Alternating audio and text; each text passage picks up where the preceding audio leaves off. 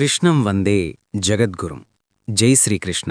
ఈ వీడియో చూసే ముందు ఒక లైక్ కొట్టి జై శ్రీరామ్ కమెంట్ చేయండి. ఈ 2026 సంవత్సరంలో మన హిందువులకు అతి ముఖ్యమైన పండుగ సంక్రాంతి పండుగ. అయితే మనలో చాలామందికి పండుగలు తేదీల విషయంలో కొన్ని సందేహాలున్నాయి. కాబట్టి ఈ వీడియోలో భోగి, సంక్రాంతి, కనుమ పండుగలు ఎప్పుడొచ్చాయి, ఆ రోజున ఏ నియమాలు పాటించాలి, ఈ పండుగ రోజుల్లో బొమ్మలకులు ఎలా పెట్టాలి, పిల్లలకు భోగి పండ్లు ఎలా పోయాలి, అలాగే కనుమ పండుగ నాడు చనిపోయిన మన పెద్దలకు బట్టలు ఎలా పెట్టాలి, ఇలాంటి ఎన్నో విషయాల గురించి ఈ వీడియోలో తెలుసుకుందాం. ఈ 2026 సంవత్సరంలో జనవరి 14వ తేదీన భోగి పండుగ జరుపుకోవాలని, సంక్రాంతి పండుగ అలాగే జనవరి 16వ తేదీన కనుమ పండుగ జరుపుకోవాలి. సంక్రాంతి పండుగ విశేషాలు తెలుసుకొని ప్రతి ఒక్కరూ ఒక ముఖ్యమైన విషయాన్ని తెలుసుకోవాలి. మన హిందూ క్యాలెండర్ ప్రకారం సంవత్సరానికి 12 మాసాలుంటాయి. కానీ ఈ 2026 సంవత్సరంలో ఎప్పుడూ లేని విధంగా 13 మాసాలేర్పడ్డాయి. ఈ 2026 సంవత్సరంలో పురుషోత్తమ మాసం ఏర్పడుతుంది. ఈ పురుషోత్తమ మాసం శ్రీ మహావిష్ణువుకి చాలా ప్రీతికరమైనది. మే 17వ తేదీ నుంచి జూన్ 15వ తేదీ వరకు పురుషోత్తమ మాసం ఉంటుంది. అయితే మన పురాణాల ప్రకారం ఈ పురుషోత్తమ మాసం మహిమ గురించి లక్ష్మీదేవి శ్రీ మహావిష్ణువును అడిగినప్పుడు, ఈ పురుషోత్తమ మాసంలో ఎవరైతే నదీ స్నానాలు, పూజలు, దానాలు వంటివి ఆచరిస్తారో అలాంటి వారికి ఎన్నో శుభఫలితాలు కలుగుతాయి, వారి జీవితంలో ఉండే కష్టాలన్నీ దూరమవుతాయని స్వయంగా ఆ మహావిష్ణువు వరమిచ్చాడు. అయితే ఈ పురుషోత్తమ మాసంలో వివాహాలు, గృహప్రవేశాలు, శంకుస్థాపనలు వంటి శుభకార్యాలు నిర్వహించకూడదు. ఇక ఈ 2026 సంవత్సరంలో సంక్రాంతి పండుగల విశేషాల గురించి తెలుసుకుందాం. జనవరి 14వ తేదీన భోగి పండగొచ్చింది. మనలో చాలామంది ఇంటి ముందు భోగిమంటలు వేస్తారు. ఇంటి ముందు భోగిమంట వేసుకుంటే యజ్ఞం చేసినంత పుణ్యఫలితం లభిస్తుందంట. కాబట్టి భోగిమంటలు వేస్తే చాలా మంచిది. అయితే భోగిమంటల్లో పొరపాటున కూడా ప్లాస్టిక్ వస్తువులను వెయ్యకూడదు.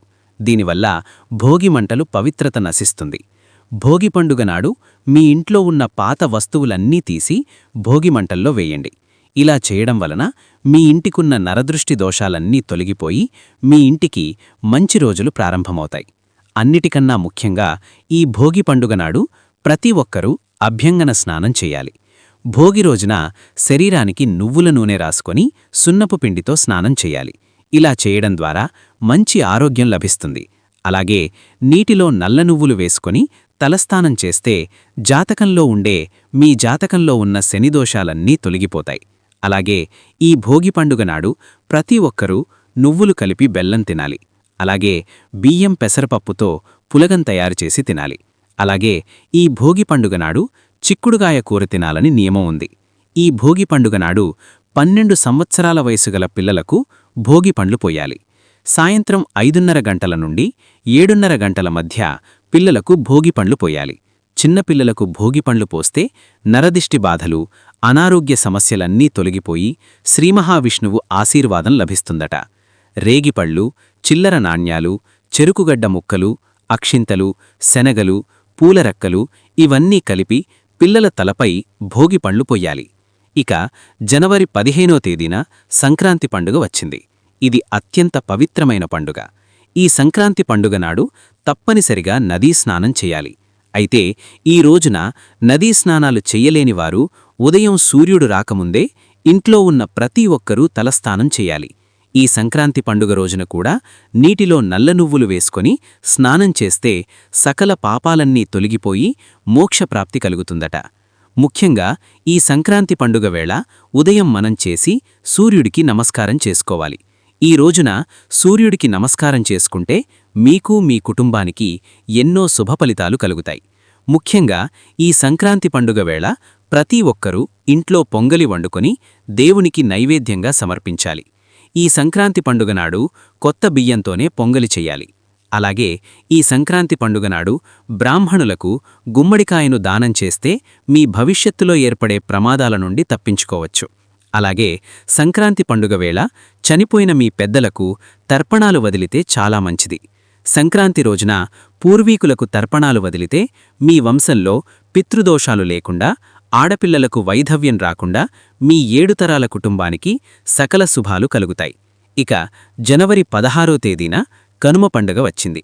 ఈ రోజున పశువులను విశేషంగా పూజించాలి. కాబట్టి కనుమ పండుగ నాడు గోమాతకు పసుపు రాసి, కుంకుమ బొట్లు పెట్టి, గోవుకు ఆహారం చరిపించి నమస్కారం చేసుకుంటే ఇక సంవత్సరమంతా మీ కుటుంబంలో ఎలాంటి కష్టాలు లేకుండా మీ ఇల్లంతా సిరి సంపదలతో నిండిపోతుంది. కనుమ రోజున కాకి కూడా కథ అంటారు. కాబట్టి ఈ కనుమనాడు ప్రయాణాలు చెయ్యకూడదు. అలాగే ఈ కనుమనాడు తప్పనిసరిగా గారెలు తినాలి. ఈ రోజున ఇనుపగారెలు తింటే ఆరోగ్యానికి చాలా మంచిది. ఈ కనుమనాడు చనిపోయిన పెద్దలకు బట్టలు పెట్టి నమస్కారం చేసుకోవాలి. కాబట్టి ఈ కనుమ పండుగ నాడు ఉదయం 8:30 నుండి 10:30 మధ్యలో పెద్దలకు బట్టలు పెట్టి నమస్కారం చేసుకోండి. అలాగే మధ్యాహ్నం అభిజిత్ ముహూర్తంలో 12 గంటల నుండి 12:50 మధ్యలో పెద్దలను పూజించవచ్చు.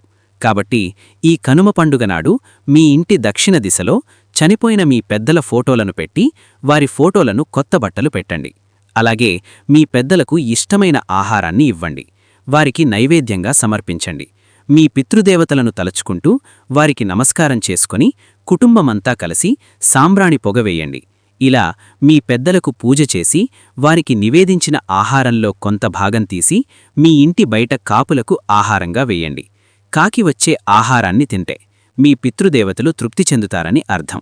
ఈ సంక్రాంతి పండుగ 3 రోజులు కొన్ని పరిహారాలు పాటిస్తే ఇక సంవత్సరమంతా మీ ఇంటికి చాలా మంచి జరుగుతుంది. ముఖ్యంగా భోగిమంటలు వేసేటప్పుడు ఈ భోగిమంటల్లో కొన్ని నల్ల నువ్వులు వేయండి. ఇలా చేయడం ద్వారా మీ జాతకంలో ఉన్న దోషాలన్నీ తొలగిపోయి డబ్బు పరంగా ఈ సంవత్సరం బాగా కలిసి వస్తుంది.